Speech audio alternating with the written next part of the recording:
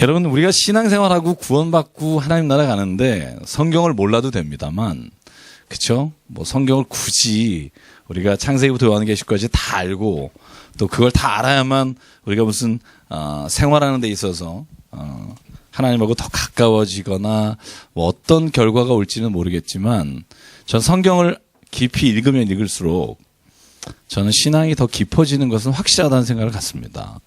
그런데 혼자 읽기가 참 어렵습니다. 제가 오늘도 어느 모임에 가서 점심에 같이 점심을 먹으면서 얘기를 나눴는데, 다른 교회 다니시는 분들인데 그러시더라고요. 연초에 5일 동안을 12시간씩 창세기부터 요한계시록까지 읽는데요. 교회에 모여서. 그럼 일독을 한대요. 그래서 4년째 했대요. 4년째 하고 5년부터 안 하더래요. 자기도 4년 한 번도 안 빠지고 참석했는데 여전히 무슨 뜻인지 하나도 모르겠다고. 그러니까 계속 창세기부터 여기서 생각해 보십시오. 태초 하나님 천지를 창조하시니라 뭐 이런 하나님이 말씀하실 때 뭐 빛이 있으라 하시니 빛이 있으시며 이거 이렇게 쭉 이거 읽는 거예요.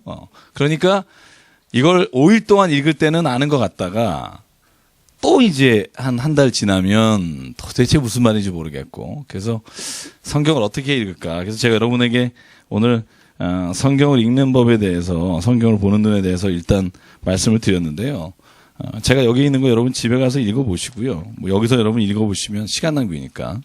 제가 2강까지 드린 이유는 다음 주에 읽어오시라고 드린 거고요. 오늘 제가 창세기 뭐 1장부터 11장까지는 다 못할 것 같습니다만, 더 중요한 건 성경을 왜 읽어야 되는가에 대해서 좀 말씀을 나누고요. 제가 보니까 삼독하시는 분이 있습니다. 저하고 지금 4년째, 5년째 같이 하시는 분이 있고, 그죠? 우리 이기선 집사님하고 이독 들어가시는 분이 있고, 좋습니다. 하여간 보기 좋고요. 네. 뭐 저도 계속 하는데요, 그죠? 여러분도 같이 하면 얼마나 좋겠습니까? 이 성경이라고 할 때 제가 늘 생각하는 게 뭐냐면, 성경을 왜 읽어야 하는가 하는 겁니다. 성경을 왜 읽어야 되는가에 대한 대답이 없이 성경을 읽는다는 건 관심이 다 다양할 수밖에 없습니다. 어떤 사람은요, 성경을요, 자기 학문적 관심으로 읽는 사람이 있습니다. 특히 고고학을 하시는 분이라든가 아니면 히브리어를 전공하신 분들은, 예전에 지금은 없어졌습니다만 건국대학교에 히브리어학과가 있었습니다. 그분들은 교회를 안 다니셔도 성경을 읽어야만 합니다. 왜냐하면 히브리어 중에 고어로 완벽하게 남아있는 건 성경밖에 없기 때문에 성경을 꼭 읽으셔야 되지만 그분은 믿음이 없습니다. 그래서 제가 아는 분은 우리 김진사 목사님 말씀하셨듯이 이스라엘에 유학을 와도 히브리어를 배우는 목적이 다 다르죠. 목사님을 제외하고는. 여기도 마찬가지일 겁니다. 성경을 왜 읽어야 되는지 여러분 그 이유를 좀 생각하시면서 읽으면 성경을 읽으실 때 좀 더 재밌고 지속적으로 읽으실 거라는 생각을 하게 됩니다. 제가 한번 여러분에게 질문해 볼까요? 성경을 왜 읽으시려고 합니까? 뭐 누구나 편안하게. 우리 하나님 알기 위해서. 너무 일찍 정답을 말씀하시면, 그죠? 하나님을 알기 위해서. 네. 또 성경을 왜 읽을까? 혹시 왜 읽을까? 네. 믿음이 생기기 위해서.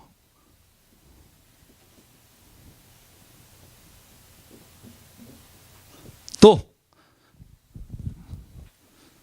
뭐 마치 그런 거에 등산하시는 분처럼 성경이 거기 있기 때문에 뭐 이런 그죠? 왜 산에 올라가십니까? 산이 거기 있기 때문에 뭐 이런, 그죠? 성경이 내 책상에 있기 때문에 뭐 이런 뭐 다른 의견 있으세요? 혹시 왜 읽어야 될까? 왜 읽어야 될까? 하나님 뜻대로 살기 위해서. 뜻대로 살기 위해서. 또 뭐 읽어야 될까요? 자, 특별히 이렇게 강조하는 이유는요, 특별히 창세기를 할 때 저와 여러분들이 창세기를 정말 주의 깊게 읽었으면 하는 이유가 있습니다. 창세기를 잘 읽을 수 있으면 성경의 전체 66권, 신약의 39권과 구약의 27권을 잘 읽을 수 있습니다. 제가 그러면 또 하나 질문해 볼게요. 우리 첫날이니까 질문부터 해보죠. 뭐 처음 보시는 분도 많은데 이따가 좀 잠깐 소개를 해보게 되면 하고요. 믿음이 뭘까 하는 겁니다. 믿음이 뭘까? 우리가 왜 이씨입니다. 그러잖아요. 그죠? 이씨입니다. 길게 할수록 신앙의 연륜이 깊으시고, 그죠? 그래서 권사님들은 미씨입니다 하시면, 그죠? 깜짝깜짝 놀래고 옆에서 기도하다 그러는데, 믿음이 뭘까? 정말 우리가 인생을 살아가면서 믿음. 제가 늘 말하잖아요. 종교만이 아니라 인간은 믿음이 없이 못 산다고 늘 제가 말합니다. 성경 공부할 때마다. 왜? 여러분, 사람은요, 믿음이 무너지면 지금 같이 사는 사람하고 살 수 없고요. 우리가 이 건물 안에서 지금 앉아있을 수도 없습니다. 제가 말씀드린 거 기억나시죠? 성수대교 무너질 때 그 앞에서 무너지는 현장에 있었던 분은, 제가 아는 권사님은 절대로 그 이후로 지금 성수대교를 안 지나가십니다. 왜? 우리나라 한강에서, 한강 다리 중에 제일 튼튼한 게 성수대교인데 절대로 안 지나가신다고 그랬죠. 왜냐하면 그분은 한번 배신당했기 때문에. 성수대교가 안 무너질 거라는 믿음이 없으시다니까요. 그러니까 그분은 지금도 성수대교를 안 지나가시고요. 삼풍백화점에서 그때 무슨 일을 겪으신 분들은 절대로 그 삼풍백화점이 있던 자리를 지나실 때 그냥 지나가실 수가 없는 겁니다. 왜냐하면 인생을 살아가면서 내가 믿었던 것이 무너진 경험이 있기 때문에. 여러분, 이게 굉장히 중요합니다. 사람이 그래서요, 왜 지금 내 모습이 있나? 여러분 모습에 100% 만족하는 분 있습니까? 우리 교회는 몇 분 계세요. 네. 약간 공주병 계신 분들. 그죠? 우리가 별명 붙여주신 몇 분들 있죠. 그죠? 뭔들. 뭐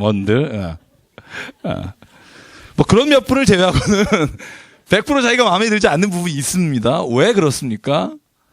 자기가 자기를 배신한 경험이 있기 때문에 그래요. 자기가 자기에게 다짐하고 나서 자기가 그걸 어긴 경험이 얼마나 많습니까? 여러분, 자기를 믿지 못하잖아요. 그죠? 저도 마찬가지고요. 그러니까 종교적인 면에서 믿음이라는 단어를 생각하면 굉장히 거부감이 있는 경우도 있지만, 여러분, 인생에 있어서 믿음이라는 게 없이는 우리가 한순간도 인간관계를 할 수가 없어요. 지금의 남편과 지금의 아내가 혹은 지금의 자녀가 나하고의 관계를 계속 지속하고 지킬 것이라고 믿기 때문에 사는 거고요.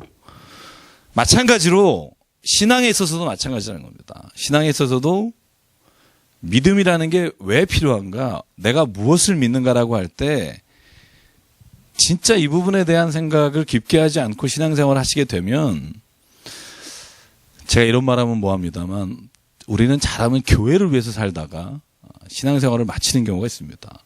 근데 절대로 신앙이라는 건 교회를 위해서 있는 게 아니고요. 정말 신앙은 내 인생이 어디에서 와서 어디로 가는지, 나란 존재가 도대체 무슨 의미를 가지고 있는지, 이 세상에 그냥 우연히 왔다가 재수없이 살다가 그냥 객사하는 건지, 내가 인생을 살아가면서 던져지는 많은 질문에 여러분, 믿음이 없이는 답을 가질 수 없다는 겁니다. 여러분, 믿음 외에는 우리가 답을 가지고 이 세상에서 확신을 가지고 두 발로 걸어갈 수 없다는 겁니다. 그래서 믿음이 필요합니다. 그래서 사람들은요, 심지어는 종교적인 걸 믿지 않고 일월성신도 믿는다니까요. 아주 오래된 나무, 멋있게 생긴 나무 밑에서도 절을 한다니까. 왜? 그 나무라도 나를 좀 지켜줬으면 하는 생각을 가지고 있는 게 인간의 연약함이라는 거예요. 다시 질문 돌아갈게요. 여러분, 무엇을 믿으십니까? 알겠죠? 뭘 믿으십니까? 누구든지 한번 대답을 해보실래요? 뭘 믿으십니까? 왜 이래요? 교회 한 몇십 년 다니신 분들이 뭘 믿으십니까? 뭐 주는 그리스도 저 살아계신 하나님의 아들입니다. 이런 거 말고 그 베드로 얘기하지 마시고, 내가 정말 뭘 믿고 있는가? 구원의 약속을 믿는다.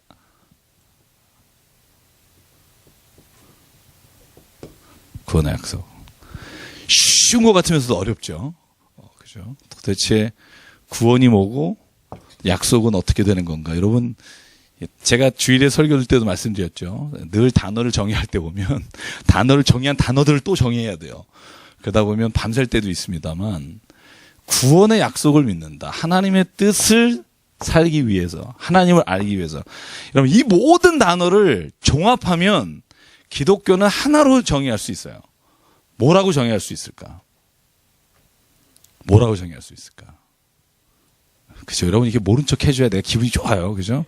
뭐라고 정의할 수 있을까? 저는 여기서 그냥 여러분이 동의하시든 안 하시든 저는 한 가지 결론을 내리는데요. 믿음은 그래서 성경입니다.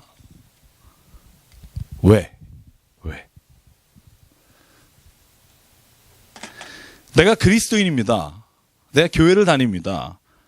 나는 기독교인입니다. 라고 말할 때 근거가 뭐냐면 믿음이라고 하는데 그럼 도대체 그 믿음은 어디에서 온 거냐라고 했을 때 대답은 하나입니다. 성경입니다. 만약에 나는 기독교인입니다. 나는 진짜 그리스도인입니다. 구원을 믿습니다. 라고 할 때 그러면 어떤 것을 근거로 합니까?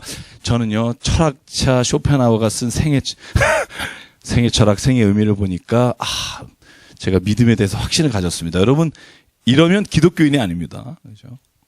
기독교인이라 하면 성경을 믿는 거고 성경을 믿는다는 건 성경이 말한 하나님께서 우리 인간에게 어떤 삶의 의미를 주셨고 무엇을 기대하시고 인생이 사는 것이 무엇이고 죽는 것이 무엇인지에 대한 이 세상에서 우리가 질문하는 것에 대한 답을 얻는 것이 성경이라고 고백하는 게 기독교 믿음입니다.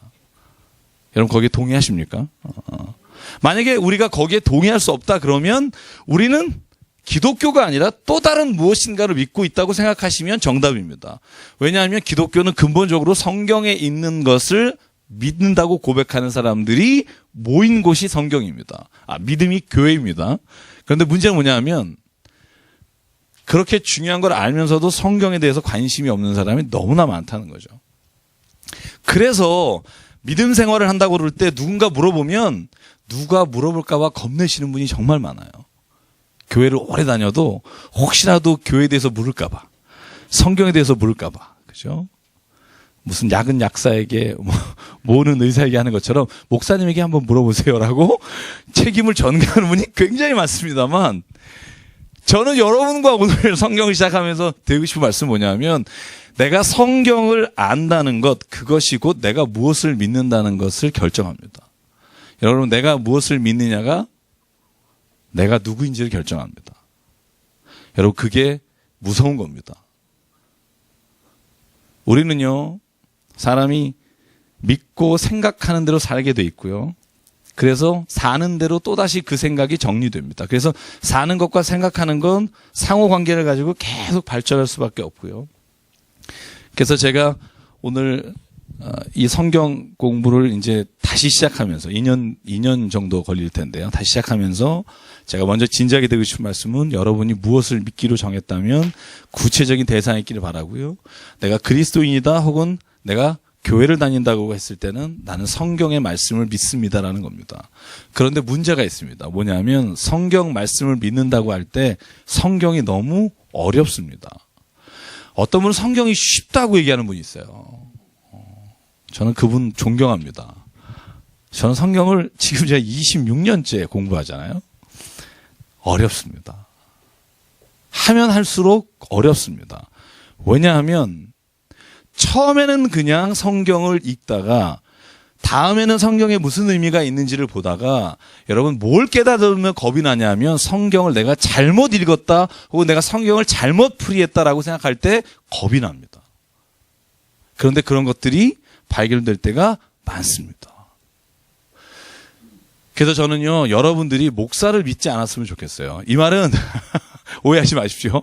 여러분이 저를 신뢰하지 말라는 말이 아니라 제 말이 100% 하나님 말씀의 진리다라고 생각하는 사람은 위험합니다. 정기철 목사도 성경을 고민하고 읽고 기도하지만 제가 읽고 기도하고 고민하는 그 성경의 해답이 정답은 아닐 수 있다는 겁니다. 왜 이 말씀을 드리냐면 그러니까 여러분이 읽어야 합니다. 안 그러면 이단으로 갑니다. 그렇죠? 저는 이단을 제일 싫어하잖아요. 왜 싫어하냐면 이단은 진리에 관심이 없고 사람을 이용하는 데 관심이 있기 때문에. 그건 종교가 아닙니다. 진리는요, 진짜 내 존재에 대해서 궁금한 질문을 던지고 거기에 대해서 해답을 찾도록 노력하고 그것을 전하고 싶은 게 종교입니다. 기독교입니다. 돈을 어떻게 끌어들일까, 우리 교회 얼마나 많은 사람이 올까가 첫 번째 관심이 되는 교회는 하나님이 원하시는 교회가 아닙니다. 사람의 많이 모이는 것이 아니라 하나님의 진리의 말씀을 나눌 사람이 있는 곳이 진짜 교회인 줄 믿습니다. 여러분, 그러기 때문에 교회는 말씀 위에 서야 합니다. 목사 위에 쓰는 것이 아니라 말씀 위에. 그러려면 여러분들도 말씀에 관심이 있어야 하고요.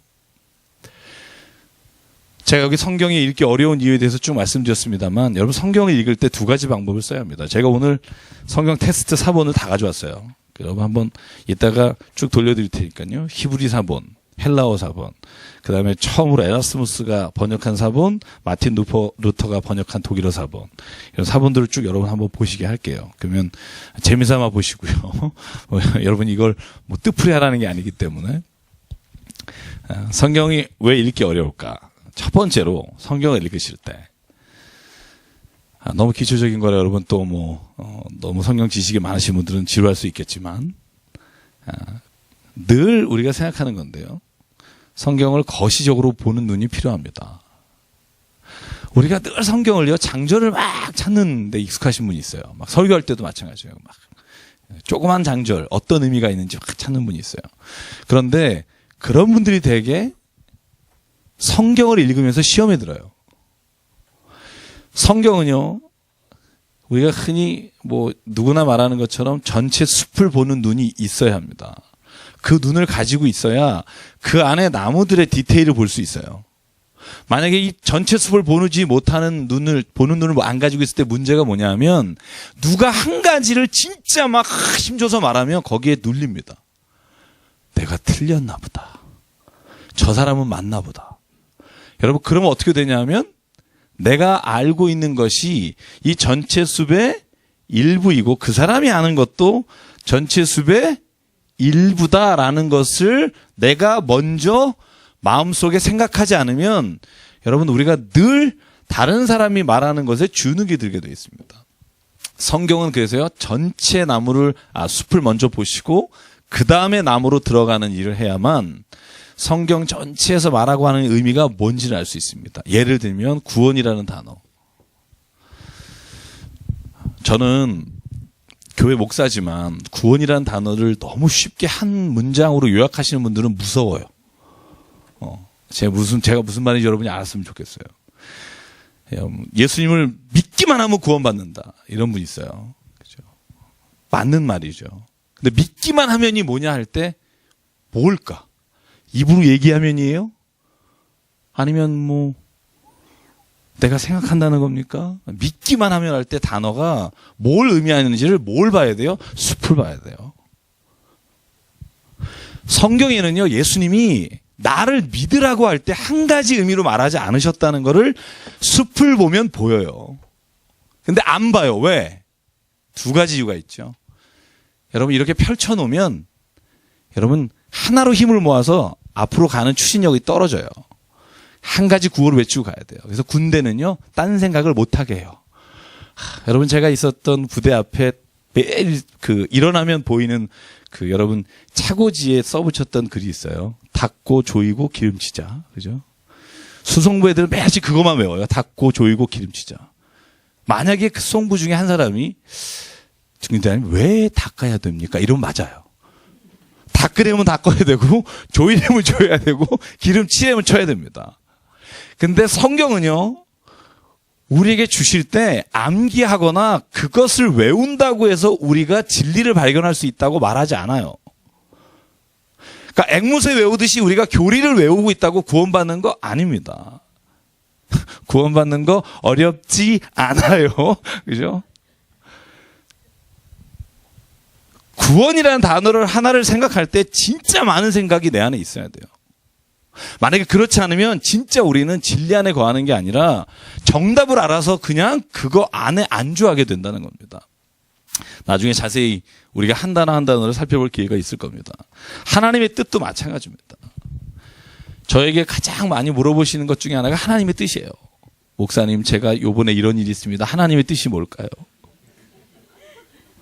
왜 하나님의 뜻을 나한테 물어요? 하나님한테 물어야지. 그죠? 그리고 또 내가 대답을 못하면, 목사님, 그러시군요. 이러면서 이제 굉장히 괴로운 얼굴로 이렇게 나가시고, 그죠? 제가 똑같은 한 가지 사건에 대해서 성경은요, 수십 명의 사람한테 전부 다 다르게 하나님이 응답하셨다는 걸 아십니까? 한 가지 대답을 뭐 하면은 뭐 합니다. 쉽게 얘기하면 11조 하면 축복받습니다. 보십시오. 누가 받았습니다. 받는 사람도 있죠. 근데 제가 아는 분 중에 망한 분도 있어요. 근데 망한 것과 잘된 것이 우리가 그리스도인의 증거가 아니라는 거예요. 그리스도인의 증거라는 건 뭐냐면 그 안에서 하나님이 왜 나에게 이런 일을 주셨을까 하는 하나님의 뜻을 찾는 거. 여러분, 그게 아브라함이고 그게 모세고 그게 기드온이고 그게 바울이고 그게 베드로지. 모든 사람이 한 가지 하나님의 응답을 받았다. 여러분, 그게 행복한 게 아닙니다. 그래서 하나님은요, 각 사람에게 필요한 믿음의 분량대로 주신다고 말씀하셨고, 각 사람에게 하나님은 자녀를 징계하듯이 사랑하는 자에게 때로는 징계하실 때도 있다고 말하시고, 성경 안에서 한 가지 대답으로 응답할 수 있지 않은 게 너무나 많다는 겁니다. 그래서 성경을 읽어야 합니다. 읽으면 내가 지금 당하는 상황과 내가 마주친 문제에 대해서 하나님이 뭘 주시냐면 성령의 지혜를 주신다는 거예요. 깨닫게 하신다는 거예요. 그러면 깨닫으면 뭘 되냐? 그러면 내가 믿음의 한 걸음 다가갈 수 있습니다. 창세기를 제가 왜 좋아하느냐? 창세기는요, 1장부터 11장까지를 원역사라고 해요. 그 말은 뭐냐면, 저하고 공부하신 분들은 아마 들으셨을 때 프리히스토리라고 하는데요. 이 프리히스토리라는 말은 역사가 기록되지 이전의 사건들을 혹은 사실들을 혹은 이야기들을 기록하고 있다. 그래서 1장부터 11장까지는요. 제가 여러분 교재에 있으니까 집에 와서 읽어보시고요. 이런 내용들이 있는 거예요. 인간이 왜 존재하는가? 인간은 무엇을 위해 사는가? 여러분, 우리가 그 질문 앞에 쓰기를 싫어하잖아요. 혹은 그 질문은 어차피 모르니까 주어진 일을 열심히 하자 이렇게 사는 사람도 있잖아요. 여러분, 그런 사람 중에 성공하는 사람도 많아요. 그렇죠. 뭘 그런 걸 물어보냐? 어차피 이 세상에 던져진 존재니까 그냥 그 안에서 의미를 발견하고 살아라. 근데 성경은 그렇게 말하지 않아요. 성경은 말하기를 너는 그냥 우연히 온 존재가 아니라 하나님이 너를 세상에 보내셨다라고 말해요. 여러분, 하나님이 보내셨을 때 근본적인 게 뭐냐면 창조라는 겁니다. 너가 있는 것이 그냥 있는 게 아니다. 하나님이 너를 만드셨다. 여러분, 이걸 진짜 믿게 됐을 때 우리의 인생이 달라진다는 겁니다. 왜 여기 있는가? 하나님이 당신을 보내셨다. 제가 한 4주 전에 설교하신 한 거 기억하십니까? 뭘 설교했었죠? 제가 책 한 권 소개해드렸죠? 행복은 우연히 오지 않는다. 거기에 여러분 로또 당첨된 거 제가 어느 분이 책 추천해달라서 그걸 추천했는데 로또 당첨 얘기 드렸죠. 당신은 그날 저녁에 3억 개의 정자를 다 물리치고 난자에게 꼴이 나신 분입니다. 당신이 하찮게 살면 그 버려진 하찮은 것들이 얼마나 당신을 미워하겠습니까? 마찬가지입니다. 성경은 말합니다. 이미 태어날 때부터 하나님은 당신을 선택했다는 거예요. 왜 이런 말 되게 싫어하잖아요. 어머니 왜 저를 낳으셨어요?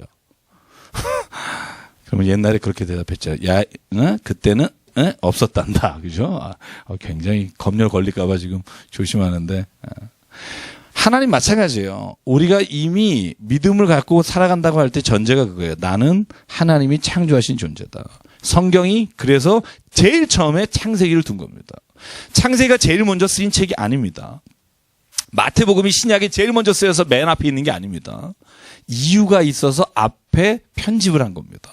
어떤 이유가 있느냐? 인생에 있어서, 믿음에 있어서 가장 중요한 게 뭐냐면 하나님이 인간을 창조하셨다는 겁니다. 그러니까 창세기가 맨 앞에 나오는 겁니다. 그리고 또 어떤 것에 대한 질문에 대답합니까? 그러면 왜 인간은 죄를 범하고 삽니까? 왜 인간이 하나님이 창조했다고 하는데 왜 인간의 마음에 계속해서 끊임없이 죄에 대한 기회, 죄를 좋아하는 마음, 왜 이런 마음들이 있습니까? 라는 질문에 창세기 3장이 대답하는 겁니다. 하나님은 원래 선하게 창조했으나 하나님이 주신 자유의지로 말미암아 사람이 그 자유의 의지를 죄의 기회로 삼았다. 하나님과 같이 되려고 교만해졌거나 누군가를 죽이는 마음이 그 마음에 드러나기 시작한 건 인간이 교만하기 시작하면서부터 우리 인간의 세상에 그런 시기와 질투와 싸움과 전쟁과 핍박과 살인이 나타나게 됐다. 그걸 어디 말해? 창세기 3장에 말하는 겁니다. 제가 이따가 창세기 3장을 오늘 나갈지 모르겠지만 창세기 3장을 보면 이런 내용도 있습니다. 여러분이 이제 궁금하시고 가져오시라고. 사람 이제 타락하고 나잖아요. 그죠? 선악을 알게 하는 나무를 두셨다. 여러분, 그때 선악은 알게 하는 나무를 두시고 인간이 그 하나님의 명령을 어기고 따먹었다. 그래서 하나님이 사람을 찾으셨으나 사람은 자기가 벗은 줄 알고 그죠? 옷으로 그 나뭇잎으로 자기를 가리고 하나님께서 물어봅니다. 그걸 알게 하신 자가 누구냐? 그러니까 뱀이 알게 했습니다. 저 여자가 알게 했습니다. 핑계를 대는 장면이 나와요. 그런데 이런 질문하는 분이 있어요. 아니 왜 하나님이 그 나무를 가운데 더 놓고 왜 하필이면 따먹지 말라 그래 놓고 따먹을 수 있는 의지를 주셔서 왜 따먹으니까 또 하나님이 얘를 심판하신다고 하시냐? 이거 불공평하다. 그래서 죄의 기원은 하나님이시다라는 말하는 분이 있어요. 여러분 이 말에 동의하십니까? 동의하시는 분 있으세요 혹시? 하나님이 왜 자유의지를 줘놓고 안 주면 되잖아. 이런 말 흔히 하잖아요. 그죠? 제가 예 중에 안 했던 예를 한 가지 들으면 이런 겁니다. 어떤 한 소년이요. 바다에서 수영하지 마라. 수영하면 빠져 죽을 수 있다. 그런데 이 소년이 수영을 진짜 잘해요. 자기가 진짜 잘한다고 확신하니까 바닷가에 들어가서 수영을 하다 빠져 죽었습니다. 그때 이렇게 말할 수 있느냐는 겁니다. 왜 바다가 거기 있어서? 왜 뛰어들게 했느냐? 혹은 왜 수영 선생이 수영을 가르쳐서 얘가 바닷가에 뛰어들게 만들었느냐? 수영 가르친 사람이 의도가 있다. 여러분 그렇게 말하는 건 옳지 않습니다. 그러니까 사람에게 자유의지가 있다는 것, 선택할 수 있는 능력이 있다는 건 축복이라는 겁니다. 근데 축복에는 항상 뭐가 있어야 하냐면 책임이 있어야 한다는 거예요. 그래서 인간이요, 하나님이 주신 그 축복을 누리며 살 때 하나님이 제일 먼저 성경에 말하는 게 뭐냐면 너희에게 이런 자유의지를 주고 축복했는데 내가 먼저 축복했는데 너희가 이 축복을 누리면서 내가 너에게 금한 것을 하지 말라고 하나님이 약속하고 명령하시죠. 여러분 그래서 저는 우리 기독교인이 참 그리스도의 말씀대로 살아가는 게 쉽지 않습니다. 죄인입니다. 죄인이라는 건 뭐냐면 죄를 질 가능성을 가지고 있는 존재예요.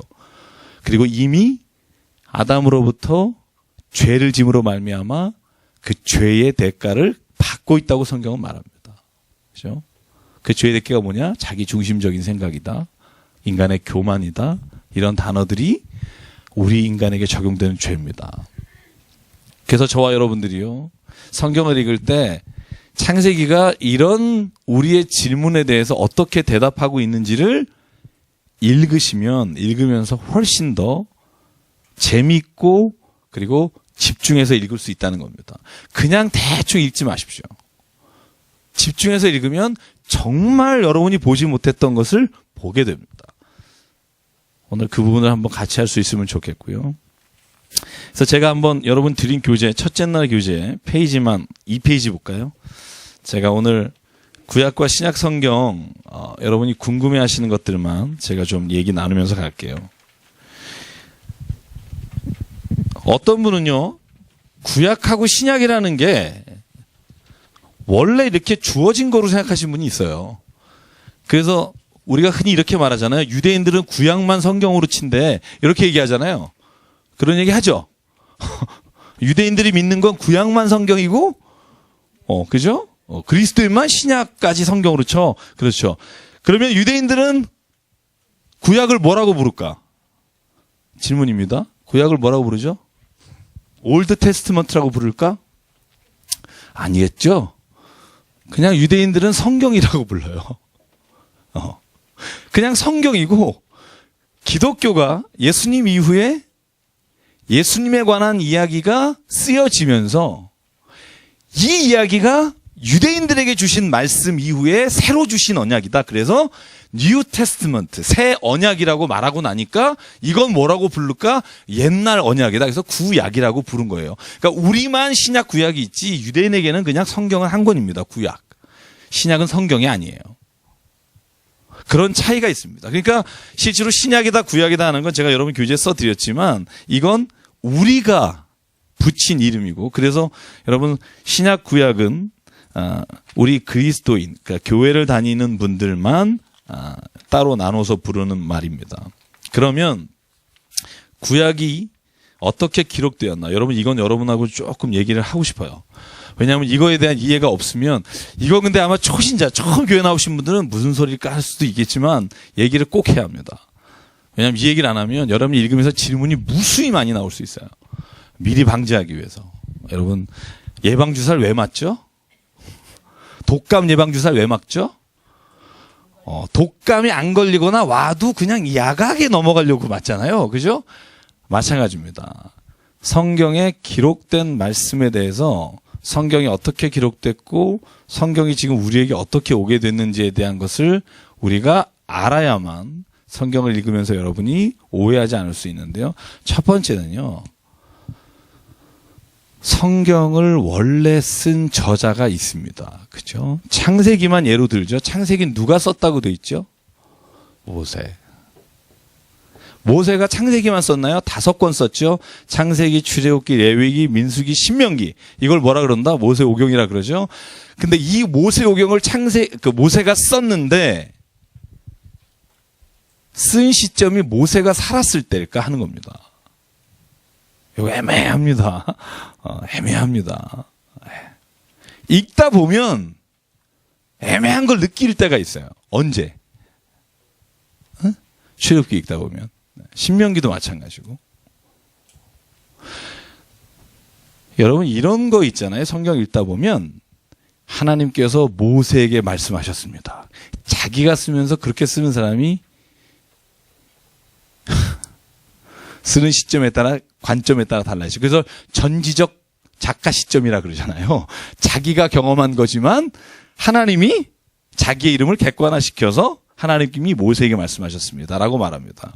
그런데요, 모세가 저자이라고 우리가 말하지만, 그러나 성경에 보면 모세가 썼다고 하기에는 조금 이해하기 어려운 부분들이 있어요. 예를 들면 제가 성경의 예를 들어볼게요. 모세가 죽었다는 내용이 신명기 34장이 있어요. 그죠? 이분이 돌아가시면서 마지막 순간까지 내가 죽는다 이러고 쓰셨을까? 그죠?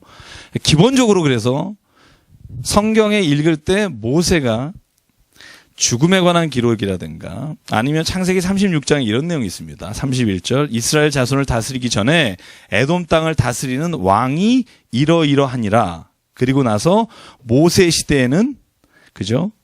이스라엘의 왕이 없단 말이죠. 그런데 이스라엘 자손이 왕을 다스리기 전에라고 왕을 다스리는 시점에 모세의 시대를 얘기하는 관점을 가지고 있다는 거예요. 지금 우리는 왕이 있는데 그때는 왕이 없었더라. 이런 말이 있다는 건 지금 모세가 쓰지만 모세가 썼다고 돼 있지만 모세보다 훨씬 이후에 그죠? 왕이 생긴 건 BC 1000년입니다. 모세는 1460년경의 사람이고 그러니까 한 400년 뒤에 왕이 생긴 그 시점이 성경의 창세기에 기록이 돼 있어요.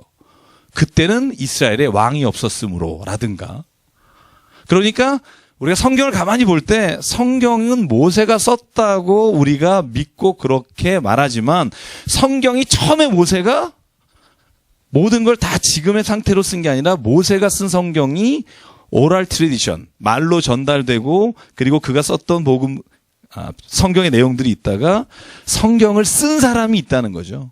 여러분 이거 성경에 너무 많이 나와요. 여러분 예레미야를 누가 썼어요? 예레미야가 안 썼죠. 옆에 있던 서기관 바룩이 썼잖아요. 그러니까 누가 말한 것을 다른 사람이 쓰는 것 지금은 굉장히 이해 안 가지만 옛날에는 그게 너무나 자연스러운 거였다는 거예요. 여러분 모차르트의 음악 제가 저번에 말씀드렸지만 모차르트 음악 중에요. 모차르트가 작곡 안 했다는 거 막 밝혀내는 거 굉장히 오래된 분류법인데요. 그래서 뭐 쾌헬 그런 거 있잖아요. K 넘버 몇 번. 그게 뭐냐면 그 사람이 모차르트의 음악인가 아닌가를 다 거르고 했다는 거예요. 왜 그래요? 옛날에는 저작권이 없었어요. 그래서 자기의 이름으로 하면 안 팔릴 것 같으면 거기에다 모차르트라는 이름을 써서 그 악보를 내놓으면 대박 나는 경우도 있고 저작권이 없었기 때문에 성경에 너무나 많은 사람들이 자기의 이름으로 복음서를 썼어요. 그게 뭐예요? 도마복음서, 베드로복음서, 심지어 가론유다 복음서. 그런 복음서들이 너무너무 많아요. 그런데 그 중에 선택해서 이것이 진짜 그 사람이 쓴 건지 아닌지를 가려야 될 필요가 있어서 성경은요, 모세가 쓴 게 바로 성경에 들어간 게 아니라 모세가 쓴 성경이 모세가 썼는지 안 썼는지를 또 누군가가 오랜 시간 동안 이 문서가 모세의 것인지 확인하는 기간이 필요했어요. 그래서요, 구약 성경은요, AD 90년에 얌니아라는 회의에서 유대인들이 모여서 39권만이 모세와 하나님의 영감을 받은 사람들이 쓴 것이다라고 구약 성경을 결정졌어요. 왜 했느냐? 원래는 이스라엘이 유대인들이 이렇게 할 필요가 없었어요. 왜? 당연히 그냥 하나님의 말씀 그러면 한 권으로 안 모아도 뭐라고 다 알았기 때문에. 그래서 요시아가 종교개혁할 때 621년입니다. 여러분 그 법, 그죠? 성전을 수리하다가 뭘 발견해요? 하나님의, 그죠? 모세 오경이라고 우리가 알고 있는 율법을 발견해요. 그게 바로 이 모세 오경을 최초로 발견한 시기라고 말하는데, AD 90년에는 낙권으로 있던 성경들을 모아야 될 필요가 있었어요. 왜냐하면 기독교인들이 생겼기 때문에. 신약을 믿고 있는 사람들이 이스라엘 안에 일어나니까 유대인들이 야, 성경은 걔네들이 말하는 건 성경이 아니다라고 말할 필요가 있잖아요. 그래서 시작한 게 정경 작업이에요. 여러분 이건 좀 어렵지만 이해는 하셔야 됩니다. 그러니까 성경을 유대인들이 그냥 괜히 39권을 모은 게 아니라 기독교인들이 자꾸 성경이라고 말하니까 야, 안 되겠다. 성경을 정하자. 그래서 AD 90년이 가장 유대인들이 기독교인을 핍박했을 때예요. 그래서 유대 공동체에서 내쫓으면서 이것만이 하나님의 성경이다, 말씀이다라고 말한 게 얌니아 회의예요. 개신교도 마찬가지입니다. 개신교도 원래는 성경이 없었어요. 없었어요. 그러니까 제가 지금 이 얘기를 왜 드냐면 모세가 원래 쓴 성경이 그냥 다 누구나 다 읽고 그냥 이게 모세가 쓴 것이다라고 알았는데 왜 성경을, 신약 성경을 모을 필요가 있었느냐? 여러분 AD 130년에요. 마르시온이라는 사람이 최초의 이제 이단 중에 하나인데요. 성경을 공격하기 시작했어요. 그러니까는 한 권으로 모아지지 않았으니까 그때 기독교에 뭐라고 했냐면 야, 내가 읽어보니까 바울 서신만 성경이다. 그리고 누가복음만 성경이다. 마태, 마가, 요한은 성경 아니다. 그리고 바울이 쓴 거 외에는 성경 아니다. 그러는데 사람들이 이 마르시온이라는 사람들을 엄청나게 따라다니기 시작했어요. 그러면서 마르시온이 가지고 있는 성경을 성경이라고 부르니까 초대교회에서 난리가 났습니다. 왜? 우리가 성경을 정해야겠다. 안 정하면 이 마르시온을 비롯한 많은 사람들이 자기가 가지고 있는 걸 성경이라고 우기면 안 되겠다라고, 그래서 시작된 게 성경을 한 권으로 모으는 일이었습니다. 여러분 이 일을 잘 알아야만 성경이 어떻게 우리 손에 왔는지를 보게 돼요. 그래서 자가마치 몇 년이 걸렸느냐? 길게 하면 1000년이 걸렸습니다. 391년 칼켈턴 회의에서 거의 확정했지만 이것이 전 세계 소아시아와 유럽까지 성경이 39권, 27권, 66권이 읽혀진 건 거의 트렌트 종교회의에서 1031년. 그러니까 여러분 성경이 한 권으로 우리의 손에 오기까지는 3000년이 걸렸다는 거예요. 제가 이렇게 말씀드린 건 이 성경이요, 우리가 생각하는 그런 대충 모아진 게 아니라는 겁니다. 그리고 모아진 이유는 특별히 성경이라는 걸 한 권으로 모아야 될 필요가 있기 때문에 그때부터 수백 명의 사람들이 모여서 동로마 교회와 서로마 교회 주교들과 그리고 거기에 있는 모든 학자들이 모여서 정경화 작업을 시작했어요. 그게 뭐냐면 이게 진짜 모세가 쓴 거냐. 그래서 여러분 제가 여러분의 드린 교재를 보면 4페이지 보실래요? 4페이지에 중간에 보면 제가 구약 정경 결정의 기준이라고 써 있죠. 보셨습니까? 네? 1강에 보이시죠? 요건 제가 정한 게 아니고 구약을 정경으로 할 때 유대인들이 정했던 기준이에요. 이 기준을 가지고 한 200년에서 400년 가까이 구약 성경을 한 권으로 39권을 모으기 시작한 게 400년 걸렸습니다. 그 기준이 뭐예요? 첫째, 유일신이신 여호와 하나님만을 경배할 것을 천명하고 있는가? 둘째, 그 책 속에 그 책이 하나님의 말씀이라는 증거하는 본문이 있는가? 셋째, 예수님과 사도들이 그 책을 정경으로 인정해 주었는가? 이건 신약인 게 있겠죠. 넷째, 그 책이 성령께서 영감시키셔서 쓴 책이라는 것을 알 수 있는가? 여러분, 이게 대표적인 거고, 이 안에 모세인 경우에는 모세의 문체, 모세의 필체, 모세가 쓰는 단어, 모세가 계속 반복해서 쓰는 식구들에 대해서 연구를 해서 성경이 모세가 쓴 것과 아닌 것들을 가렸습니다. 그렇게 해서 성립된 게 구약 39권. 그리고 이단들에 의해서 이것이 성경이다라고 자꾸 좁혀질 때, 그때 신약이 기독교인들에 의해서 만들어진 게 27권. 그래서 66권이 우리가 지금 고백하는 성경의 한 권으로 기록된 겁니다. 여러분, 그래서요, 성경이 지금 내 손에 왔습니다. 지금 제가 이 예수라는 루카스 글롤렌버그라는 사람이 쓴 그 신학자가 쓴 책에 보면 이런 말이 나와요. 그래서 우리가 성경을 믿습니다라고 말할 때는 우리가 네 가지 차원의 믿음이 필요하다는 거예요. 첫 번째는 모세가 원래 그 성경의 기본을 기록한 저자이다라는 걸 믿는 거예요. 두 번째, 모세와 함께 있으면서 모세가 쓴 성경을 기록한 사람들이 하나님의 성령의 영감으로 썼다는 걸 믿는 거예요. 세 번째는 이런 모든 이단들에 대처하면서 성경 27권과 39권으로 모아질 때 하나님이 그 안에 역사하셨다고 믿는 거예요. 네 번째는 내가 지금 성경을 읽을 때 여전히 하나님은 성령으로 나를 감동시켜서 그 성경의 말씀을 내 삶을 변화시키는 말씀으로 믿게 한다는 걸 믿는 거예요. 그래서 성경을 믿습니다 할 때 그냥 우리가 단순히 이게 하나님 말씀입니다가 아니라 이 모든 과정 안에 하나님이 이것을 우리를 통해 읽게 하시고 우리를 하나님의 자녀로 삼으시기 위해 주신 성경이라는 걸 믿게 하시기 위해서 성경을 주셨다는 겁니다.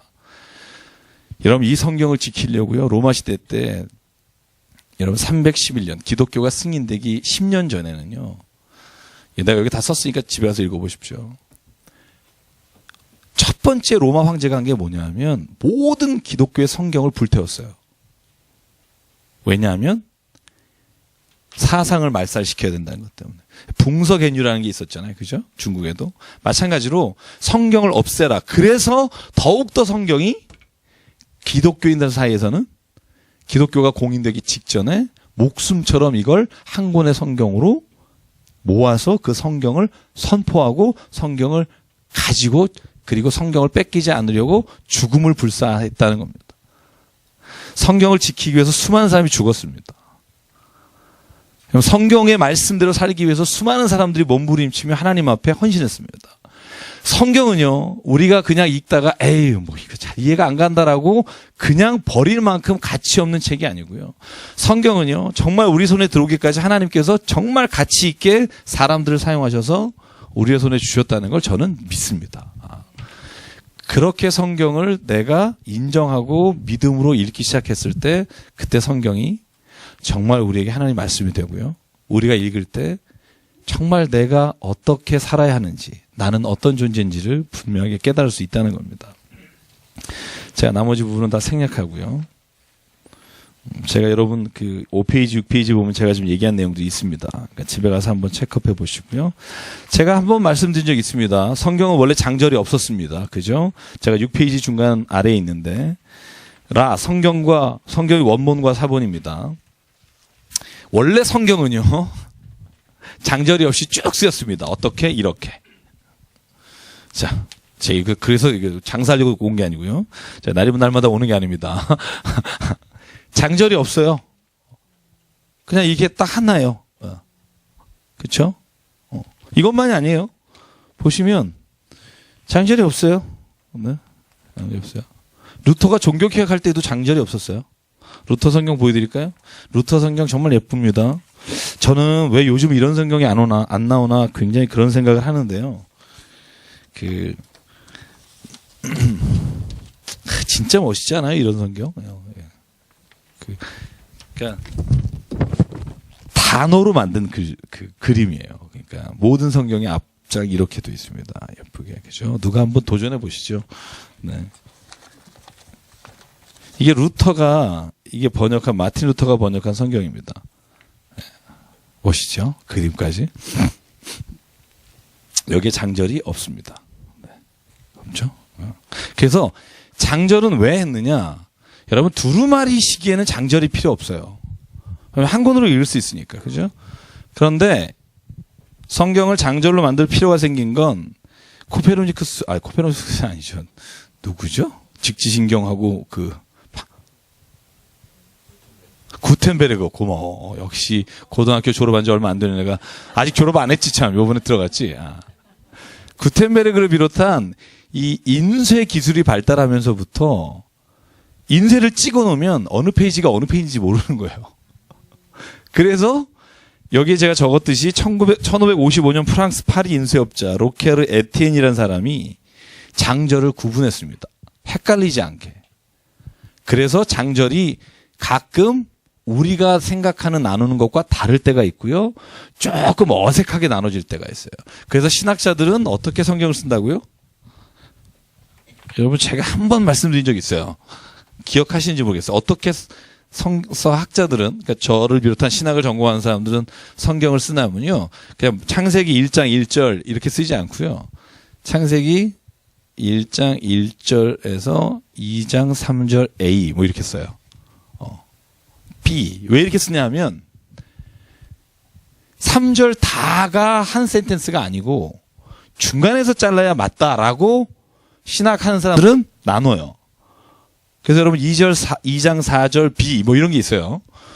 여러분은 지금 성경엔 없지만 어떤 책을 읽다 보면 그런 내용이 나와요. 그게 뭐냐면 성경을 여기서 나눈 건 조금 어색하다라고 했을 때 여러분이 그렇게 읽은 성경들이 있어요. 그리고 어떤 거 보면 5장 1절에 이렇게 끊어놓은 게 있어요. 4장 28절 끝에 해놓지 않고 5장 1절에. 왜? 5장 1절로 해야 이게 패러그래프이 끝나는 것 같아서. 예수께서 그 자리를 떠나시더라. 여기까지 해야 앞문장하고 연결된다. 그래서 A, B로 나눌 때가 있어요.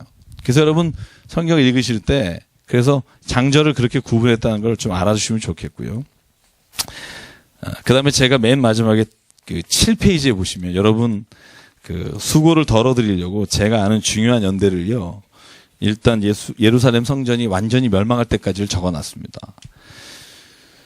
제가 이 중에 제일 많이 쓰는 게 그 출애굽의 연도는요. 1250년이냐 1460년이냐 의견이 아직 확정되지 않았습니다. 그래서 라암세스 2세냐 아니면 그 어떤 이집트 왕 때 갔느냐에 대한 건 결정이 안 돼서 저는 13세기서를 썼는데 15세기일 수도 있고요.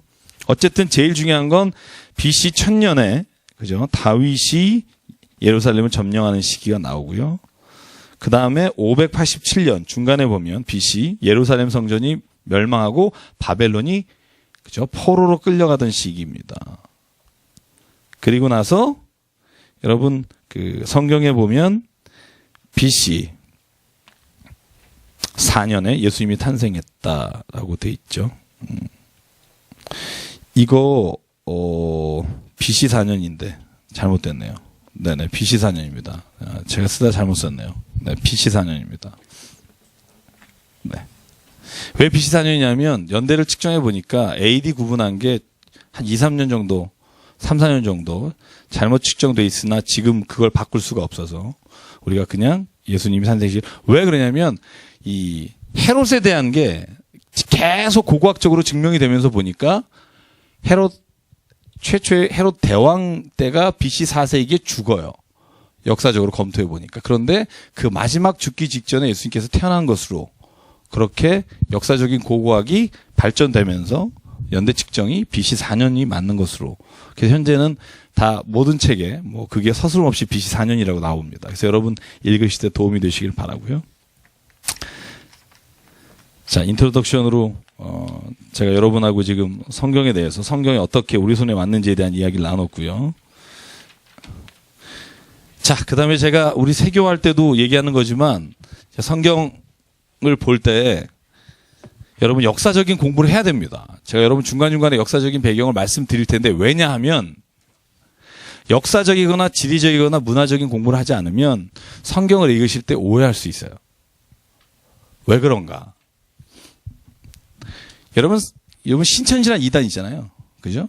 신천지란 이단이 우리나라가 예수님이 재림한 곳이라고 얘기해요.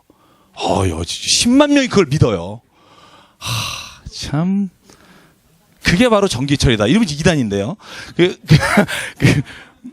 근거가 뭐냐면 하나님께서 동방의 에덴을 회복하시겠다라는 단어가 있어요. 요한계시록에. 동방의 에덴.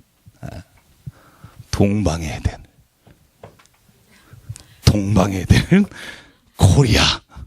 그죠? 여기에 재림하신다. 신천지. 이만희 씨 죽었다는 얘기가 있습니다. 죽었는데 숨기고 있다는 얘기를 누가 얼마 전에 와서 제가 이단 연구한다니까 그 얘기를 해주더라고요. 그런데 부활한다는 날짜에 부활을 못했대요. 현재. 그래서 계속 연기하고 있대요. 이제나 저제나. 제가 예언 하나 할까요? 아마 뼈만 남을 겁니다. 그런데 동방의 에덴이라고 이름 붙여져서 아시아의 그죠? 동쪽에 있는 아시아. 우리가 극동이기도 하고 그죠? 중동 말이잖아요. 그곳에 에덴이 세워지고 회복될 것이라고 말하는데 여러분 이 말이 얼마나 조금만 여러분 합리적이어야 돼요. 성경을 읽을 때 무식하지 않기를 원합니다. 여러분 동쪽이라는 거 지금 우리가 동아시아잖아요. 그죠? 왜 동아시아예요? 누가 봤을 때 동아시아예요? 유럽에서 보셨을 때예요. 세계 지도에는 다 동쪽이에요. 왜? 아니 15세기 16세기 정복전쟁할 때 걔네들이 야 동쪽으로 가자 이러니까 우리가 동양이 된 거예요. 우리가 역사를 썼으면 우리가 중심이 되겠죠. 중앙아시아. 그죠? 왼쪽에 있는 서유럽 뭐 이렇게 되겠죠. 그죠? 누가 역사를 기록하고 지도를 제작하고 누가 기록의 중심에 있느냐가 여러분 상황에 따라서 달라진다는 겁니다. 제가 이 얘기는 늘 드리잖아요. 역사를 기록할 때도 마찬가지라고. 이건 지도를 기록해요. 그래서 여러분 제가 얼마 전에 사서 보는 책 중에 지도의 역사라는 책이 있어요. 재밌습니다. 호주에 있는 사람이요. 여태까지 모든 지도가 유럽 중심으로 돼 있잖아요. 그죠? 그려 있는 각도나 구도가. 그걸 진짜 재밌어요. 그 사람이 지도를 만들어서 나라의 전체에 보급했어요. 어떤 건 줄 아세요? 호세아니아주가 위에 있는 지도예요. 왜 우리를 밑에 그려놨냐? 야, 이 동그란 건 그릭에 따라 달라지잖아요. 그래서 이 사람은 호세아니아주를 맨 위에다 올려놓고 그 밑에다가 유럽을 밑으로 넣어버렸어요. 그런데 문제는 아무도 안 산다는 거. 왜냐하면 여러분 습관이라는 게 있잖아요. 여태까지 우리가 다 우리를 지금 서아시아 뭐 이러면 곤란하잖아요. 그죠? 그러니까 지금 편의상 쓰고 있는 거예요. 그러니까 동방의 에덴 이거 진짜 무식한 거거든요. 그때 이런 구분이 없었어요. 우리 이쪽을 동쪽이라고 부르지 않았고요. 그 사람이 말한 동방의 에덴은 뭐냐면 이스라엘을 중심으로 동쪽, 이 바벨로니아 지역이 동양이에요. 동쪽. 동방의 에덴은 유프라테스 티그라스 강이 흐르는 여기가 동방의 에덴이에요. 그러니까 무식하면 이단이 돼요. 공부 안 한 애들, 그 목사들, 그죠? 목사라고 불리기도 아주 처참한 사람들. 그런데 그 사람들이 기존의 교회 목사를 개라고 부르잖아요. 개로부터 추수하자. 그게 추수꾼이잖아요. 신천지. 공부 안 한 애들, 그죠? 저한테 편지 왔어요, 지난주에. 신천지에서. 모든 교회 목사님한테 보냈어요. 우리는 이단이 아닙니다. 뭐, 우리와 함께 무슨 뭘 토론해 보십시오. 그 밑에 쓴 얘기 보니까 진짜 공부 안 한 애들. 정말 신학교 이상한 데 나와가지고. 한 번도 진짜 진지하게 인생의 문제를 고민해보지 않고 인문학을 공부하지 않은 사람들. 동방의 에덴이 우리나라라고 말하는 무식한 사람들. 그걸 또 믿고 있는 10만 명이나 되는 신천지의 그 불쌍한 영혼들. 구원해야 합니다. 저는 그렇게 믿어요. 얼마나 불쌍해요. 정말 그 안에 있는 사람들은 진리를 따라갔거든요. 근데 그 나쁜 놈들이 그걸 이용해서 돈을 벌고. 그러니까 이건 정말 마찬가지예요. 근데 역사도 마찬가지라는 거예요. 성경을 읽다 보면 여러분 우리가 성경을 읽을 때 관점이라는 게 있어요. 제가 이건 늘 우리 처음 신학하신 세신자에도 말씀을 드리는데 또 한 번 강조할게요. 성경은요, 여러분 믿음으로 읽어야 우리가 이 이야기를 내가 주신 하나님 말씀으로 읽을 수 있습니다. 만약에 이걸 믿음으로 읽지 않으면 이 이야기는요, 그냥 이스라엘이라고 하는 나라에 임했던 하나님이라고밖에 읽을 수 없고요. 그 다음에 이걸 읽을 때 이상한 질문들이 많이 떠오를 수밖에 없어요. 왜? 역사에 중요한 굉장히 많은 나라가 있는데 바벨로니아 얘기도 잘 안 나와요. 바벨로니아는 나올 때 단 이스라엘을 멸망시키거나 포로로 끌고 갔다밖에 없어요. 그런데 바벨로니아가 그렇게 한 단어로 요약될 나라가 아니거든요. 제가 요즘 공부하는 세계 역사를 보면 바벨로니아와 페르시아의 역사는요, 거의 이 땅을 정말 오랫동안 정복했던, 가장 오랫동안 정복했던 나라들의 일부인데, 그렇게 치부할 수 없는데, 여기는 그에 대한 기록들이 이스라엘과 연관해서만 나와요. 왜 그럴까? 성경은요, 여러분에게 저에게 객관적인 기록을 주려고 쓰여진 책이 아니라는 거예요. 성경은 우리에게 믿음을 주기 위해 쓰인 책인데, 성경을 읽을 때 성경의 저자들은 객관적으로 그때 육하 원칙에 따라서 BC 586년에 어디에서, 이스라엘에서 누가, 모세가 이렇게 육하 원칙을 알려주려고 쓴 게 아니고, 세상에 일어난 일들을 바라보면서 혹은 나에게 일어난 일들을 바라보면서 내게 이 일이 우연이 아니라 하나님이 나에게 역사하신 일입니다라고 신앙의 간증으로 역사를 기록하고 있다는 거예요. 그래서 그 눈을 따라가다 보면 오늘 내가 내 삶에 일어난 일을 볼 때 하나님이 이래서 이런 일을 주셨구나라고 내가 깨달을 수 있도록 하기 위해 성경을 주셨다는 거예요. 그래서 성경은 믿음으로 읽어야 합니다. 안 읽으면 우리가 발견할 수 있는 건 그 안에 그냥 단순한 기록일 뿐입니다. 그래서 제가 늘 말씀드리고 있는 거 있잖아요. 우리 왜 안 나오신 분도 많지만, 그래서 제가 역사를 기록하는 건 객관적인 게 없다. 성경만이 아니다. 늘 강조합니다. 제가 역사를 공부할 때 제가 토인비의 역사와 그다음에 이에치카 역사와 요즘 또 제가 또 새로운 역사관을 좀 공부하고 있는데요. 토인비는 역사를 이렇게 정리하죠. 뭐라고 정리합니까? 한 단어로. 토인비는 굉장히 오래된 사람이잖아요. 이렇게 한 단어로 만들어요. 역사란 자연의 도전에 응전하는 것이다. 그죠? 자연의 도전에 인간이 응전하는 것이다. 그게 역사. 그러니까 역사를 자연을 거스러 자연에 대항해서 인간이 무엇인가를 만들어내는 것을 역사로 봤어요. 그 과정들을 기록하는 걸 역사라고 봤고. 근데 여러분, 여러분들 아마 일부분 굉장히 많을 거예요. 이에치카라는 사람이 쓴 역사란 무엇인가에 보면 역사를 뭐라고 말하죠? 역사는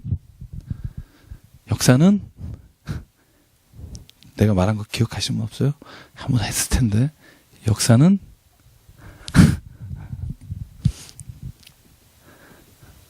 어떤 사건과 역사가의 대화다.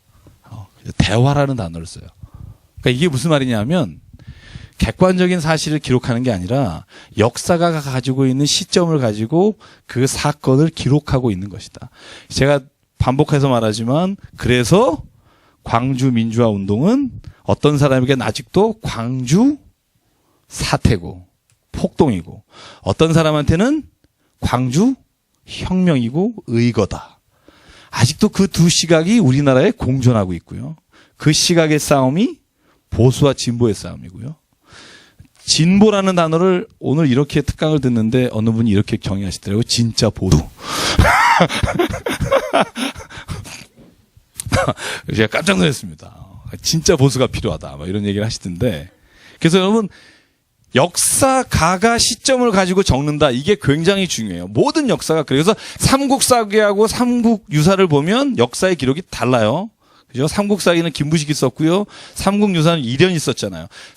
김부식은 그 나라 안에, 그죠? 국가 안에서, 왕정 안에서 쓴 기록이고, 이련은 밖에서 쓴 기록이잖아요.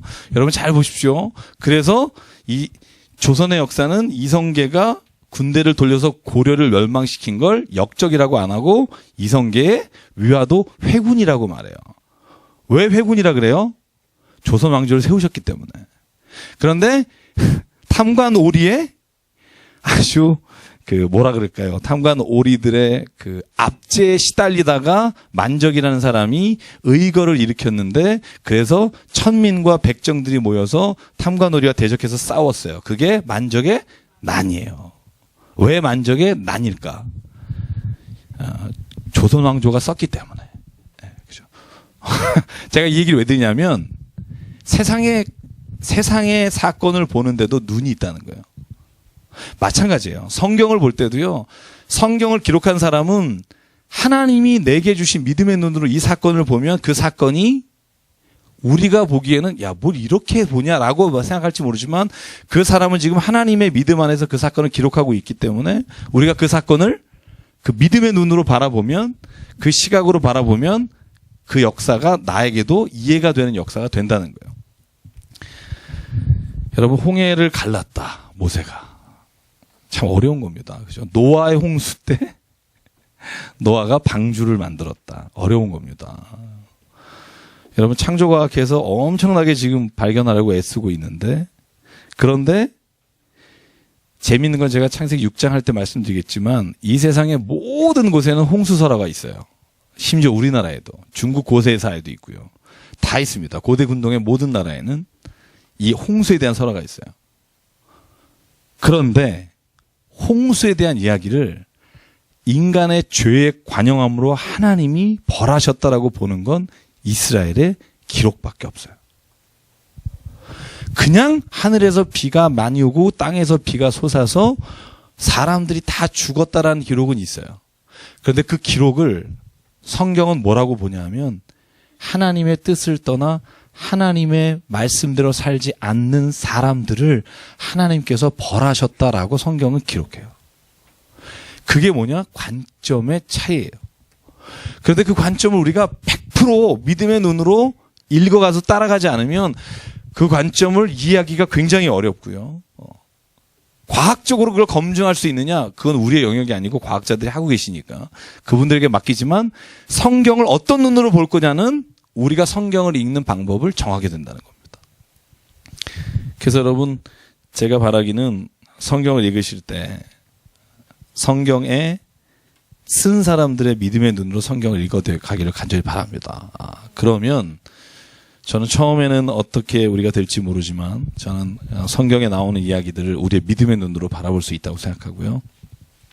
창세기를 들어가 볼게요. 여러분, 한 15분만 더 하겠습니다만. 네. 제가 오늘 아침에 CTS에서 그저께 촬영을 한 그 찬양이 나갔어요. 7시에. 본부는 아무도 없겠죠.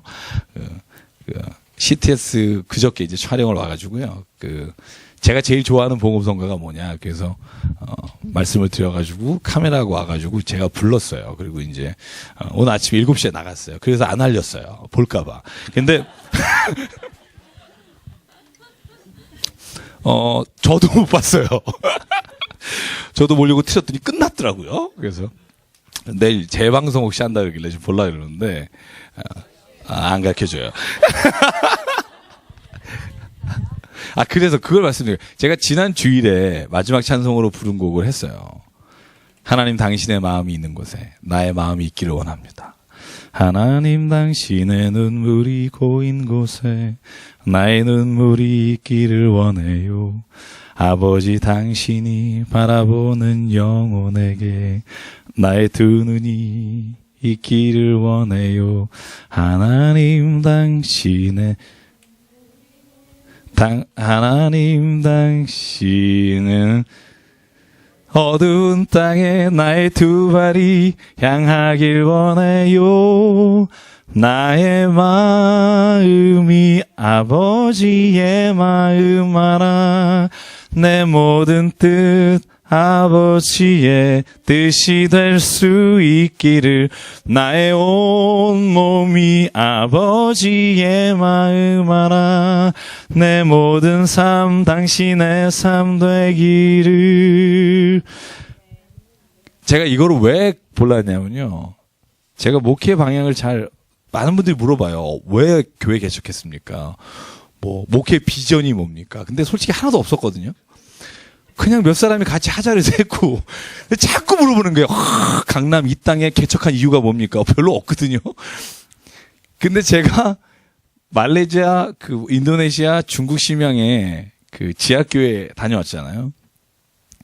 근데 그때 그분들이, 아이들이 불렀던 노래는 주님 다시 오실 때까지 나는 이 길을 가리라. 18살, 20살 먹은 아이들이 자기의 종족을 품고 눈물로 기도하고 찬양하는 모습을 제가 일주일 동안 보면서 제가 그때쯤 돌아와서요. 그때 제가 아마 이승준 사님이 알려줘서 부른 노래가 이 찬양입니다. 하나님 아버지의 마음이라는 뜻. 그래서 제가 그런 얘기를 했어요. 나는 목회의 방향을 이 찬양 가운데 얻었다. 하나님 마음이 있는 곳에 우리의 마음이 있기를 원합니다. 하나님이 눈물 흘리는 곳에 우리도 눈물 흘리기 원합니다. 믿음이 뭘까? 믿음이 진짜 뭘까? 믿음이 저는 그런 거라고 생각해요. 이 땅에서 하나님의 눈으로 바라보고 하나님의 마음으로 보고 그래서 진짜 하나님이 보면서 마음 아프시다 할 일이 있으면 우리가 그 일을 하고 하나님이 진짜 두 발로 가야 돼서 정말 저기를 만지고 싶다고 하실 때 우리가 그 발이 되어서 가서 그 사람들 향해서 만져줄 수 있는 게 저는 그게 우리 강남새삼교회의 교회의 목표라고 생각해요. 이유라고 믿어요. 만약에 그게 아니면 진짜 우리는 혼자 믿어서 구원받으면 돼요. 근데 우리를 공동체를 주신 이유는 그거라고 믿습니다. 하나님의 마음이 있는 곳에 눈물이 흘리는 곳에 우리가 가 있기를 원합니다. 그런 교회가 되길 원합니다. 혹시 여기 다른 교회에서 오신 분들도요. 그런 교회로 만드시길 원합니다. 그래서 요즘 자신 있게 말해요. 어떤 교회를 원하십니까? 하나님 아버지의 마음을 품고 갈 수 있는 교회가 되길 원합니다. 그래서 몇 분들은 참 저 목사는 왜 이렇게 자꾸 밖에다가 뭐 이렇게 해는 걸 좋아하나 이런 얘기를 하신 분이 있을 텐데 제가 아마 그런 것 때문에 그럴 거라는 생각을 해요. 그래서 혹시 시간 되시는 분은 내일 도저히 볼 수 없는 시간입니다. 여러분 12시에 CTS에서 안 되는데 난 12시랍니다. 그 다음에 또 한 번 나온다는데 새벽 1시 20분이랍니다. 도대체 보내는 건지 말라는 건지. 참, 와, 참. 그래서, 그죠? 야, 목요일 저녁 10시 50분이나 보세요. 야, 창세기입니다. 오늘 아마 인트로덕션 할게요. 창세기는요, 원래 성경에 이름이 없습니다. 모든 성경에. 그냥 맨 앞에 단어가 성경의 이름이었습니다. 그런데 70인역이라고 히브리어 성경을 헬라어 성경으로 번역하는 셉투아진트라는 70인역을 뭐 번역할 때 타이틀을 걸게 됐어요. 그래서 이 첫 번째 책의 이름을 뭐라고 정할까? 그래서 여러분 히브리어에 보면요. 창세기의 이름은 태초에라고 되어 있어요. 태초에. 그리고 셉투아진트 70인역 헬라어 번역본에는 창세기 제네시스라고 되어 있습니다. 여러분 우리는 자동차를 떠올리잖아요. 제네시스 쿠페 그죠? 창세기를 그래서 원래 이 단어가 헬라어입니다. 그죠? 그래서 이 단어로 그래서 70인역에서 다 출애굽기, 레위기, 민수기를 그 성경을 다 읽고 나서 타이틀을 거는 거예요. 원래 성경에는 타이틀이 없습니다. 그래서 창세기라는 말, 제네시스, 기원이란 말이기도 하고, 제가 여기에 썼습니다만 명칭. 그래서 이 우리나라 말로는 창세기라고 돼 있다. 저자는 누구일까? 모세입니다. 그런데 아까 말씀드렸지만 모세가 기록한 건 분명합니다. 저는 믿습니다. 모세가 쓴 겁니다. 그런데 모세가 혼자 모든 걸 처음부터 끝까지 기록한 게 아니라 모세와 함께한 사람이 혹은 모세의 이 창세기나 모세오경을 가지고 있던 사람들에 의해서 다시 쓰여질 필요가 있어서 쓰였다. 왜 그럴 수밖에 없냐면 여러분 원어를 읽어보면 원에는요 애굽에 대해서 정통하지 않으면 쓸 수 없는 단어들이 너무나 많아요. 제가 그 책의 예를 안 가져왔는데 제 방에 책에 있는데요. 그 모세가 쓴 그 창세기부터 모세오경에 애굽과 관련된 용어만 수천 개입니다. 그 책을 보다 나왔는데 읽어보면 도대체 애굽에 가보지 않은 사람은 알 수 없는 용어.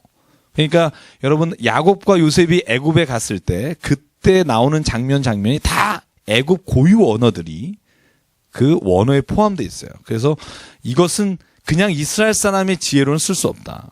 그래서 이스라엘에서 적어도 이스라엘을 잘 알지만 애굽에서도 적어도 왕이 아니라 오랫동안 거주한 사람이 아니면 모르는 단어들. 여러분이 원어를 말해도 잘 모르시기 때문에.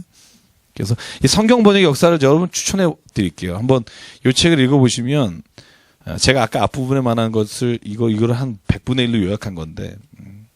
그래서 모세가 썼지만 모세가 처음 쓴 게 아니다. 처음 써서 완전히 다 쓴 건 아니다는 거고요. 여러분 예수님도 마찬가지예요. 복음서도. 복음서가요.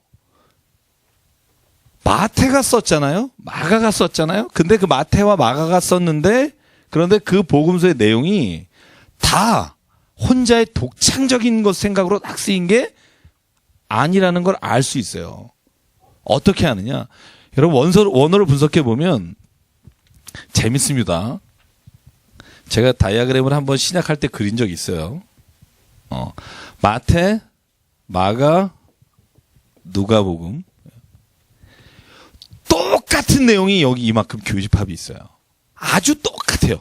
문장이. 순서까지 똑같아요. 그런데 마태, 마가, 누가에는 똑같이 나오지 않지만 마태하고 마가만 똑같은 게 있어요. 그리고 누가하고 마가가 똑같은 게 있어요. 마가하고 누가만 똑같은 게 있어요. 그리고 자기네만 기록한 게 있어요.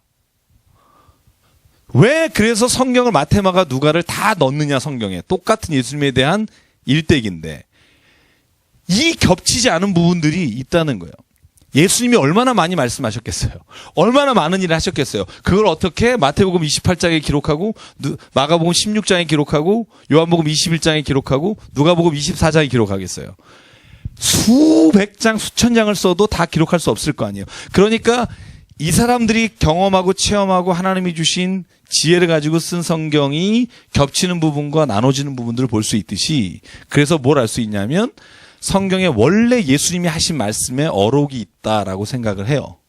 어록. 예수님이 원래 말씀하신 것들이 누군가가 기록해서 구전되어 오던 것을 마태마가 누가가 하나님의 말씀을 기록하려고 쓸 때 그 어록들을 가지고 성경을 기록했을 것이다. 당연하잖아요. 여러분 제가 만약에 책을 쓰려고 해요. 제가 만약에 지금 어느 분의 일대기, 내가 잘 아는 분의 일대기 말을 쓰려고 하는데 기억이 안 나는 부분이 있으면 어떻게 해요?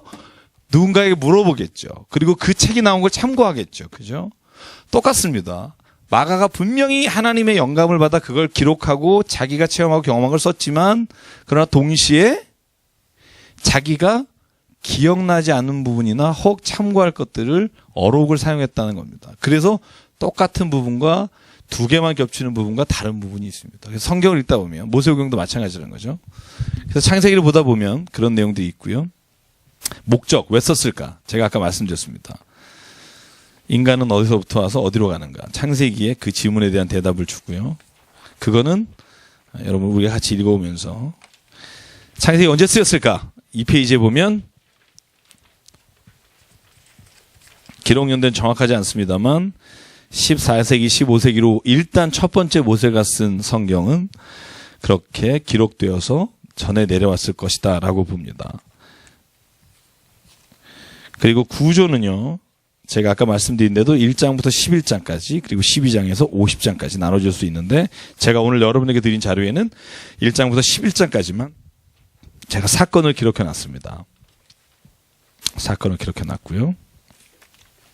자, 오늘 제가 볼 때 1장만 하게 될 것 같은데 여러분이 안 읽어오셨기 때문에 좋은 기회라고 생각합니다. 11장까지 다시 읽어오시고요. 자, 1장까지만 제가 오늘 할게요. 1장은요, 어렵지 않습니다. 어렵지 않아요. 1장은요, 천지를 창조하시는 겁니다. 여러분, 얼마나 쉽습니까? 며칠 동안 창조하시죠? 6일 동안. 그죠? 6일 동안 창조하실 때 첫날 창조하신 게 뭐죠?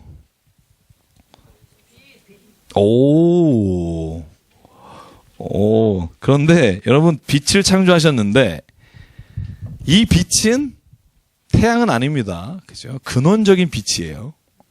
그래서 빛과 어둠을 만들었고 저녁이 되고 아침이 되니 첫째 날이더라.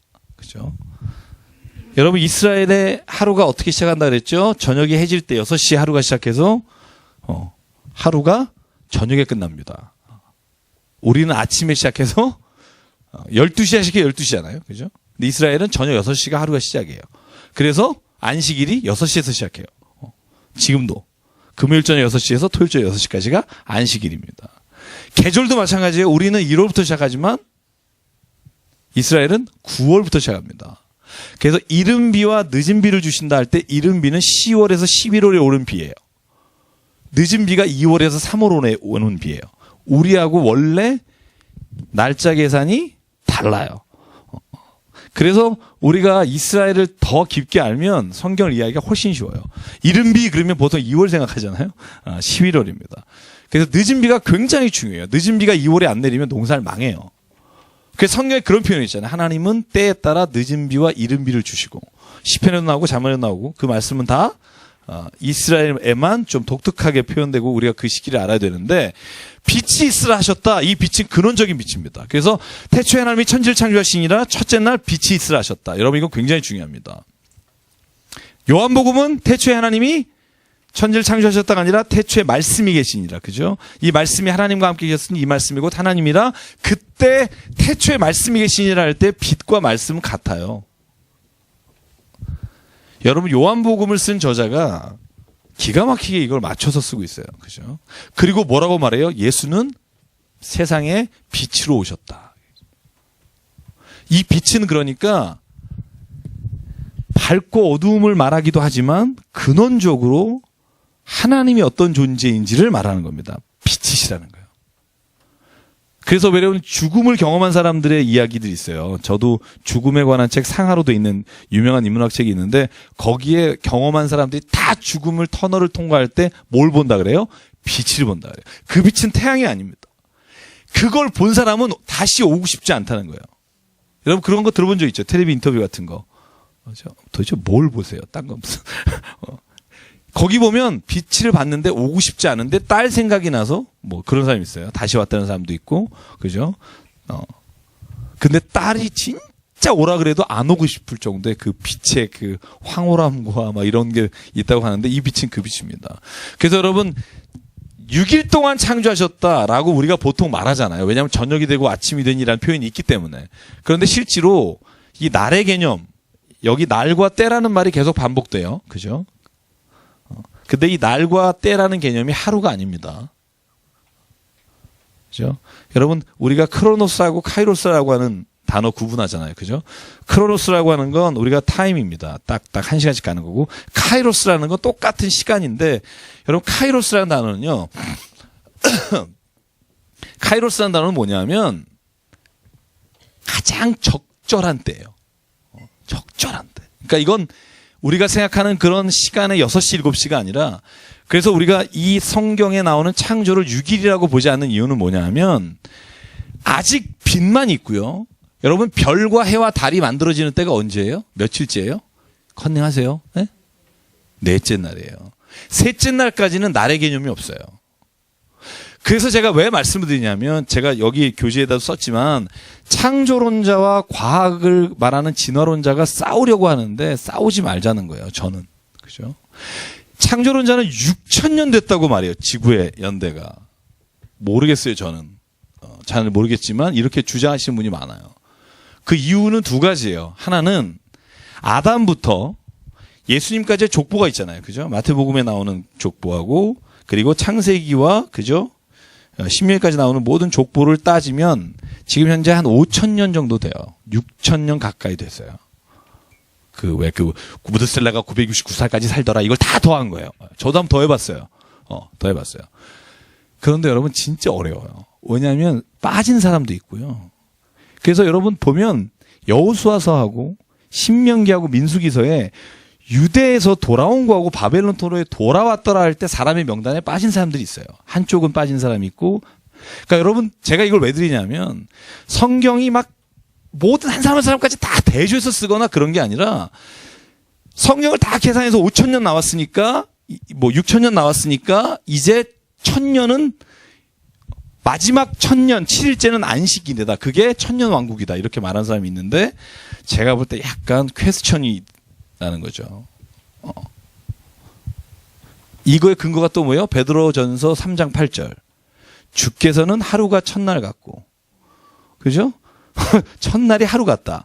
이 말이 6일의 근거에서 6,000년의 역사를 지지한다고 보는데 저는 약간 문제가 있다라고 봐요. 이걸 세대주의적 해석이라고 그래요. 세대주의. 제가 요한계시록 할 때 말씀드렸죠. 세대주의라는 거. 그죠? 6,000년의 역사의 마지막이 왔다. 그래서 맨날 종말 얘기하잖아요.